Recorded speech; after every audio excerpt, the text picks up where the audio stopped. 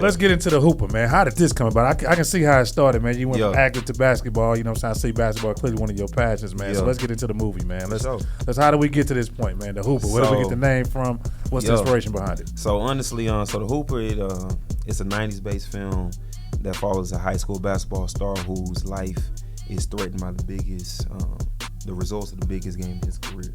Okay. So really, it's loosely based on a true story, and I tell people all the time, I'm not gonna tell them all the elements that was true, all the things that were fiction.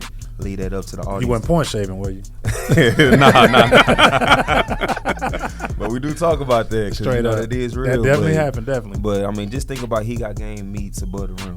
Okay. Okay. And honestly, originally the story was going to be following my senior year in high school, because my senior year we won the first ever district championship title to a sold out crowd. There was more people outside trying to get in. That was Dawson versus Manville, and a lot of people wanted to know the story behind that game, because there was a lot of things. People thought it was a big controversy because we had to win by X amount of points, so certain things looked like it was going on. Hold on, I never heard you got to win by a certain amount of points. We had to win by a certain amount of points to win the district. No, to win district. Okay, because they had beat us the first time. Gotcha. So we had to win by, I believe it was like 6 or more. Yeah, something like that. One of the tiebreakers. Yeah, a tiebreaker type thing. So okay, I'm familiar with that. Okay.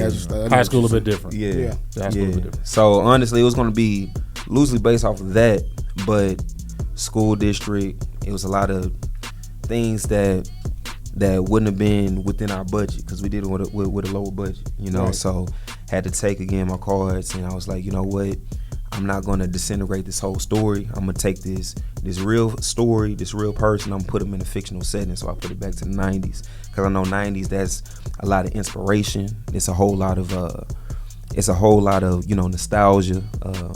I feel like it's something for everybody, so that's why I took it back to the 90s. Got some really great actors on here. I mean, just to shout out. Bitch on game, relentless, relentless, relentless. Bitch on game, relentless, relentless, relentless. Bitch on game.